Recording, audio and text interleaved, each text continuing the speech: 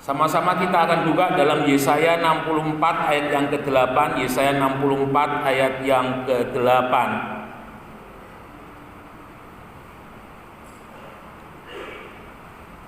Dipersilakan Yesaya 64 ayat yang ke-8. Tetapi sekarang ya Tuhan, Engkaulah Bapa kami, kamilah tanah liat, dan Engkaulah yang membentuk kami, dan kami sekalian adalah buatan tangan-Mu. Iya, saudara yang dikasihi oleh Tuhan, ayat ini menarik untuk kita boleh renungkan seksama. Bagaimana di sini dikatakan bahwa Tuhan adalah yang membentuk kehidupan kita dan kita adalah tanah liat. Tuhan adalah penjunan dan kita adalah tanah liat. Seorang penjunan, seorang pengrajin gerabah yang sudah ahli, dia akan bisa membuat desain gerabah itu sedemikian rupa. Dan itu menjadi salah satu seni yang di beberapa negara Asia, salah satunya seperti di Jepang dan di Cina, dikembangkan, dan memang ada sekolah khusus untuk boleh membuat gerabah menjadi sebuah hiasan yang mahal. Saudara yang dikasihi oleh Tuhan, ketika kita melihat keramik itu sudah menjadi sebuah perabot, sudah menjadi hiasan, maka nilainya itu adalah sangat-sangat luar biasa mahalnya. Apalagi keramik-keramik Cina, guci-gucinya itu mahal sekali. Tetapi ketika kita coba menengok sejenak, keramik-keramik yang indah dan mahal itu dibuat dari apa? Maka kita sadar bahwa asal mula keramik yang indah, keramik yang luar biasa baiknya itu ternyata berasal dari segumpal tanah liat. Ya, kalau yang namanya segumpal tanah liat itu sesuatu hal yang tidak berharga, sesuatu hal yang tidak berarti. Jemaat di tempat ini, kakak daripada Om Darsono, itu Ibu Ngatmi Lekmi ya. Saya dulu kecilan saya sering main di sana, saya juga sering tidur di sana ya. Jadi kalau umpamanya malam minggu begitu nggak ada sekolah, saya tidur di sana. Dan saya menikmati pagi-pagi begitu membuat ini ya, periuk. Lekmi itu membuat periuk dari tanah liat hanya segumpal, lalu kemudian ditaruh ada alat untuk mutar lalu sama dengan air ya, lalu kemudian alat itu dibuat sedemikian rupa lalu kemudian dibakar. Nah, ketika proses untuk menjadi sebuah periuk ternyata itu tidak mudah. Karena ketika diputar, saudara, lalu kemudian di tanah itu ada kerikil, maka periuk itu tidak bagus. Ya, bentuknya bisa menceng-menceng, lalu kemudian ketika diputar lagi alatnya dia bisa rusak. Sehingga ketika dipukul kemudian diplenyet, dilihat kalau ada kerikil, ada batu, akan dibersihkan baru kemudian diputar lagi alatnya. Setelah itu dibentuk sesuai dengan keinginan daripada seorang penjunan. Nah, ternyata prosesnya tidak sampai di situ. Maka periuk itu harus dibakar, dan membakarnya itu enggak sehari dua hari, sampai berhari-hari ya. Karena apa? Jumlahnya sekali bakar itu bisa ratusan ini periuk yang dibakar bersama-sama. Dan ketika istilahnya bakarannya itu matang bagus, maka periuknya itu juga bagus. Tidak sampai di situ ternyata. Oleh orang-orang tertentu yang mempunyai seni, maka periuk itu dicat ya. Dicat lalu kemudian dijemur, lalu kemudian diberi gambar, diberi lukisan, barulah menjadi sebuah alat yang indah. Saudara-saudara sekalian yang dikasihi oleh Tuhan, tidak ada namanya seorang penjunan dia yang membuat periuk, yang membuat tanah liat itu untuk menjadi sesuatu yang jelek, tidak ada. Dia berusaha membuat tanah liat itu menjadi sesuatu yang baik. Nah, oleh Yesaya, gambaran ini juga ditujukan untuk kehidupan kita sebagai orang-orang yang percaya kepada Tuhan, ketika kehidupan kita ada bersama-sama dengan Tuhan. Ada satu masa di mana dalam kehidupan kita Tuhan bentuk, ya. Ada satu istilah bahwa hasil itu tidak bisa membohongi proses. Karena sebuah proses yang baik itu akan menghasilkan sesuatu yang baik. Nah, Bapak Ibu yang dikasihi oleh Tuhan, Ada masa-masa di dalam kehidupan kita itu mengalami proses daripada Tuhan, mengalami dibentuk oleh Tuhan. Mengapa kita harus dibentuk oleh Tuhan? Mengapa kita harus diproses oleh Tuhan? Karena Tuhan mau di dalam kehidupan kita ini adalah kehidupan yang menurut segambar daripada Tuhan. Ingat bahwa ketika manusia jatuh ke dalam dosa, itu yang rusak bukan fisiknya, tetapi yang rusak itu adalah gambar Allah yang ada di dalam kehidupannya. Ada satu istilah bahasa Yunani itu poema, ya. Jadi bagaimana dalam kehidupan manusia itu gambar Allah yang ada dalam dirinya itu rusak. Kita tidak pernah mendapati sebelum Adam dan Hawa jatuh dalam dosa, Adam dan Hawa itu engkel-engkelan, eker-ekeran, tidak pernah lihat. Tapi ketika mereka jatuh ke dalam dosa, mereka saling menyalahkan. Hawa menyalahkan ular, Adam menyalahkan Hawa. Demikian seterusnya yang terjadi. Gambarnya rusak, jasmaninya baik, tetapi tabiatnya, sifatnya rusak. Dan yang Tuhan mau adalah setiap kehidupan kita kembali menjadi gambarnya Allah yang baik, menjadi orang percaya yang kembali memiliki kuasa. Ingat bahwa ketika Adam dan Hawa ada di dalam Taman Eden, tanpa kita sadari ada tersirat, mereka mempunyai kemampuan yang luar biasa. Mungkin kemudian hanya Sulaiman yang mempunyai kemampuan. Bagaimana Adam dan Hawa mampu memahami bahasa binatang, mereka mampu memahami bahasa tumbuh-tumbuhan. Ya, artinya apa? Artinya mereka memiliki kemampuan melebihi daripada manusia itu setelah jatuh dalam dosa. Tetapi kita bersyukur bahwa melalui Tuhan Yesus Kristus, lewat salibnya Tuhan menebus dan Tuhan mau membentuk dalam hidup kita. Setiap kehidupan kita yang mau menjadi baik harus mengalami yang namanya proses. Setiap kehidupan kita yang mau menjadi orang percaya, yang menjadi saksi, yang menyatakan kuasanya Allah, yang menyatakan kebaikannya Allah, dia harus mengalami yang namanya proses. Saudara yang dikasihi oleh Tuhan, orang percaya untuk menjadi orang percaya yang dikasihi dan diberkati oleh Tuhan, mereka tidak bisa lari daripada proses. Proses itu harus terjadi. Ingat, induk daripada Raja Wali untuk mengajari supaya anak Raja Wali yang sudah mempunyai sayap, yang sudah bisa terbang, induk Raja Wali ini dia akan merusak sarangnya supaya apa? Anaknya terbang. Dan ketika anaknya mulai belajar terbang beberapa meter dari atas, dia akan jatuh, saudara. Sampai kemudian dia mulai pelan-pelan mengepakkan sayapnya. Sedikit demi sedikit sayap itu dikepakkan, dan kemudian setelah itu dia akan merasakan bahwa dengan mengepakkan sayapnya itu dia akan terbang. Dan itu membuat dia akan menjadi seorang bayi Raja Wali, yang tidak hanya bayi Raja Wali tapi Raja Wali muda yang bisa terbang. Bapak Ibu yang dikasihi oleh Tuhan, setiap kehidupan kita orang percaya harus sadar bahwa hidup orang percaya itu hidup bukan karena melihat, tetapi hidup oleh karena percaya. Dan hidup tidak melihat tetapi hidup oleh karena percaya itu bukan perkara yang mudah, itu bukan perkara yang gampang. Kita harus sadar bahwa yang Tuhan sediakan dalam kehidupan kita itu adalah segala sesuatu yang tidak pernah dilihat oleh mata, segala sesuatu yang tidak pernah didengar, segala sesuatu yang tidak pernah timbul dalam hati. Dan itu adalah hal-hal yang boleh saya katakan hanya bisa didapat, hanya bisa diraih dengan iman. Nah, saudara yang dikasihi oleh Tuhan, bangsa Israel, mengapa oleh Tuhan Musa diperintahkan untuk membawa mereka ke padang gurun, tidak membawa mereka ke satu perjalanan yang baik, satu perjalanan yang indah, satu perjalanan yang tidak harus melewati padang gurun sekian lama? Karena Tuhan mau melatih di dalam kehidupan daripada daripada kehidupan bangsa Israel. Keberhasilan orang percaya ketika dia mampu mengimani, mempercayai bahwa Tuhan ada dalam setiap langkah hidupnya. Ya.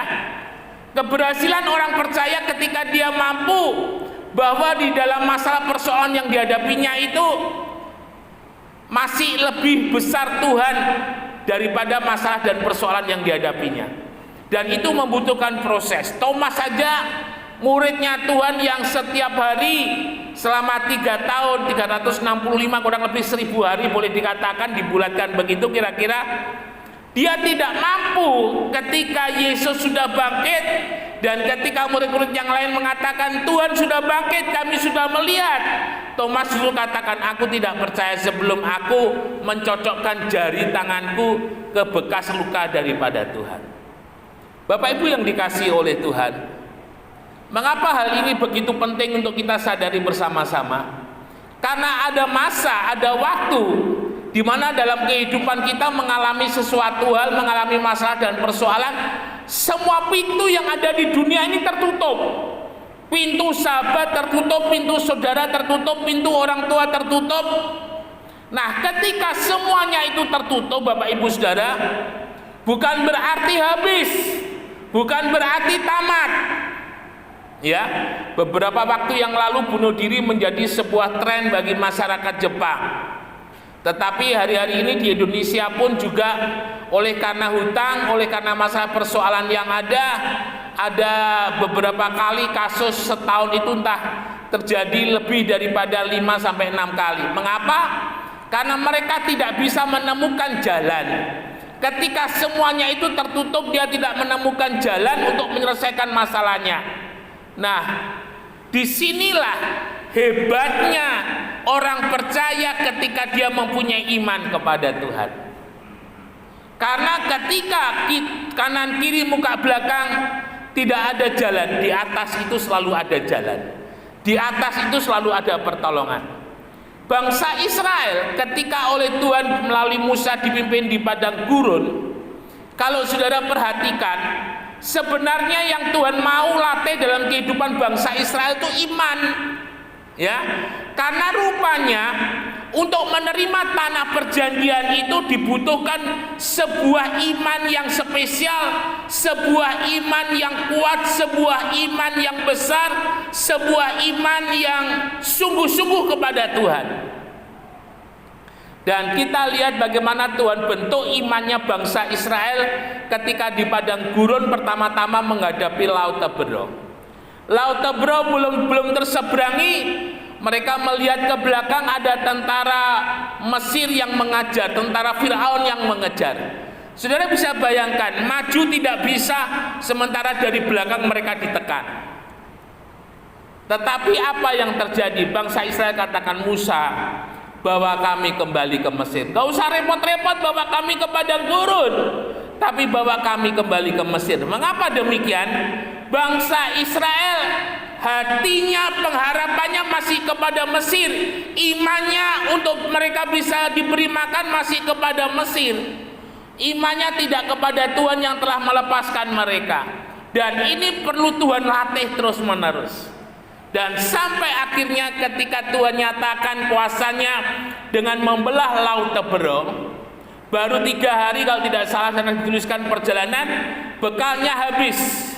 Dan ketika bekalnya habis, 2 juta orang mulai teriak lagi kepada Musa, Musa, bawa kami kembali ke Mesir daripada kami mati di padang gurun. Karena di Mesir kami sudah disediakan makan, kami sudah disediakan daging, meskipun kami di sana menjadi budak tidak apa-apa. Nah, ini pemikiran yang sangat berbahaya sekali bagi kehidupan orang percaya. Ketika orang percaya masih menganggap bahwa pengharapannya masih kepada dunia, pengharapannya masih kepada kepandian, pengharapannya masih kepada kekuatannya sendiri, itu satu hal yang berbahaya. Ingat baik-baik, kekuatan saudara semakin tua semakin berkurang. Ya, kekayaan saudara dengan adanya krisis yang terjadi, banyak orang yang berjatuhan menjadi miskin. Kepandian juga ada batasnya. Artinya apa? Artinya sebuah kesalahan besar ketika kita masih bergantung berharap kepada dunia ini. Tetapi Tuhan mau mengajar dalam kehidupan bangsa Israel untuk mereka bergantung kepada Tuhan, berharap kepada Tuhan. Apa yang Tuhan lakukan? Setiap pagi bangsa Israel melihat mana turun dari surga. Berkat itu turunnya dari atas. Tuhan mengajar bangsa Israel bahwa yang memelihara mereka bukan Mesir, yang memelihara mereka bukan Firaun, tapi yang memelihara mereka adalah Tuhan. Tuhan nyatakan kuasanya setiap hari 2 juta orang makan dengan kenyang. Ya, selama kurang lebih 40 tahun mereka dipelihara oleh Tuhan dengan begitu luar biasa. Tapi sayang, berkat-berkat daripada bangsa Israel yang Tuhan berikan itu seringkali membuat mereka lupa. Setiap kali mereka menghadapi masalah dan persoalan, iman mereka tidak pernah bertumbuh. Sampai akhirnya ketika mereka diperhadapkan tanah perjanjian yang 12 pengintai katakan tanah yang subur, tanah yang menjanjikan sebuah masa depan, imannya bangsa Israel nggak mampu. Ya, diberi berkat yang gede mereka tidak mampu. Mereka katakan, kami ini kecil, orang enak, orang Het, orang Amori itu bangsa raksasa. Di hadapan mereka kami ini kecil, kami akan ditelannya. Tetapi Kaleb dan Yusak yang sudah melatih imannya, mereka katakan, jika Tuhan berkehendak untuk kita masuk, untuk kita memilikinya, maka kita akan bisa. Nah, saudara yang dikasihi oleh Tuhan, jika Tuhan izinkan dalam kehidupan kita hari-hari ini mengalami masalah, mengalami persoalan, mengalami sakit penyakit, jadikan itu sebuah terobosan untuk kita boleh melihat kemuliaan Tuhan. Tetaplah beriman dan teruslah beriman bahwa Tuhan lebih besar dari masalah kita, Tuhan lebih besar dari persoalan kita. Ingat baik-baik. Mengapa Daud harus berani menghadapi Goliat? Karena ternyata Goliat itu adalah kesempatan Daud yang Tuhan berikan untuk mempromosikan Daud. Daud sebelum menghadapi Goliat, Daud orang biasa, anak yang biasa. Tapi beda. Setelah Daud menghadapi Goliat, bangsa Israel menyebut Daud lebih hebat daripada Saul. Saul mengalahkan musuh beribu-ribu, tapi Daud mengalahkan musuh berlaksa-laksa. Nah, ketika proses itu terjadi dan ketika kita beriman, maka itu menjadi sebuah kesempatan bagi kita untuk naik level di hadapan Tuhan. Sadrak, Mesak, dan Abednego, ketika mereka ada bersama-sama dengan yang lain, mereka sama, tetapi justru dapur perapian itu membuat mereka menjadi terkenal, menjadi tempat Tuhan mempromosikan mereka. Ya, Ishak ketika di Gerar, ketika dia datang, orang tidak melihat Ishak itu sebagai yang istimewa. Tetapi ketika Gerar itu tandus dan ketika Ishak menuai 100 kali lipat di Gerar, orang Gerar mengatakan, kamu sekarang lebih kaya daripada kami. Ada sebuah nilai yang luar biasa ketika kita mampu beriman di tengah kesulitan dan kesukaran. Jadikan kesulitan dan kesukaran itu proses kita belajar beriman kepada Tuhan. Jangan ngeluh. Ya, ketika Tuhan izinkan kita sakit, jangan ngeluh, tapi itu jadikan sebuah proses kita belajar bahwa saya bersama-sama dengan Tuhan, bahwa saya mampu melewatinya bersama-sama dengan Tuhan. Ketika Tuhan izinkan kita menghadapi kesulitan dan kesukaran dalam hal keuangan, dalam hal ekonomi, percayalah bahwa Tuhan menyertai dalam kehidupan kita, bahwa Tuhan tidak pernah meninggalkan kita. Ingat baik-baik, janda yang ada di Sarfat, di tengah-tengah kemustahilannya dia hidup karena dia hanya punya tepung sedikit, minyak sedikit yang tidak mampu membuat dia hidup mungkin paling lama 1 minggu ke depan, apalagi bertahan sampai 3 tahun. Itu tidak mungkin. Tetapi ketika janda di Sarfat itu dia belajar beriman, melakukan firman Tuhan dengan menyerahkan hasil adonan roti yang pertama itu kepada Elia, janda di Sarfat tidak pernah kehabisan tepung dan minyak yang sedikit itu, selalu ada setiap kali dibutuhkan. Nah, ini yang harus terjadi dalam kehidupan kita. Tidak ada alasan untuk kita tidak setia kepada Tuhan. Tidak ada alasan untuk kita tidak melayani ketika ada masalah dan persoalan. Justru ketika ada masalah dan persoalan, semakin dekat kepada Tuhan.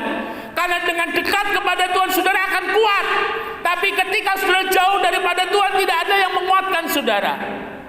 Yang membuat kita mampu, yang membuat kita bisa itu adalah Tuhan. Jika hari ini sudah menghadapi masalah dan persoalan yang berat, jangan lari kepada siapa-siapa, dekatlah kepada Tuhan. Maka kekuatan itu akan diberikan oleh Tuhan. Saudara sekalian yang dikasihi oleh Tuhan, prosesnya Tuhan itu tidak ada maksud yang jahat yang Tuhan izinkan. Karena Tuhan mau melalui proses itu iman kita tumbuh. Ya, jangan sampai ketika kita mengalami proses itu iman kita tidak bertumbuh. Jangan sampai kita rugi nggak karu-karuan kalau boleh saya bilang. Sudah rugi waktu, sudah rugi tenaga, sudah rugi banyak sekali ruginya. Tapi ketika menghadapi masalah dan persoalan kita tetap beriman kepada Tuhan, kita tetap hidup seperti firman Tuhan. Kita sedang saudara harus bersiap-siap, sebentar lagi pagi itu akan muncul, sebentar lagi mentari itu akan muncul, sebentar lagi berkat-berkat Tuhan itu akan dicurahkan dalam kehidupan kita, sebentar lagi kemenangan itu akan Tuhan nyatakan, pemulihan itu akan Tuhan berikan. Jangan cemas, jangan takut. Saya katakan demikian karena hari-hari ini dunia sedang mengalami kecemasan dan ketakutan yang luar biasa. Tapi saya selalu percaya Tuhan bisa membuat gerar yang tandus itu mengeluarkan berkat. Tuhan bisa membuat tepung yang sedikit, minyak yang sedikit itu memberi makan kepada janda yang ada di Sarfat itu sampai masa kekeringan itu habis. Saudara, nikmati prosesnya Tuhan, jangan mengeluh. Teruslah beriman, teruslah percaya, dekatlah terus dengan Tuhan. Saya yakin dan percaya bersama Tuhan kita akan mampu melewati semuanya. Bersama dengan Tuhan kita akan dipulihkan. Bersama dengan Tuhan mujizatnya itu akan sungguh-sungguh terjadi dalam hidup ini. Terus maju bersama-sama dengan Tuhan, dekat terus dengan Tuhan. Tuhan memberkati, beri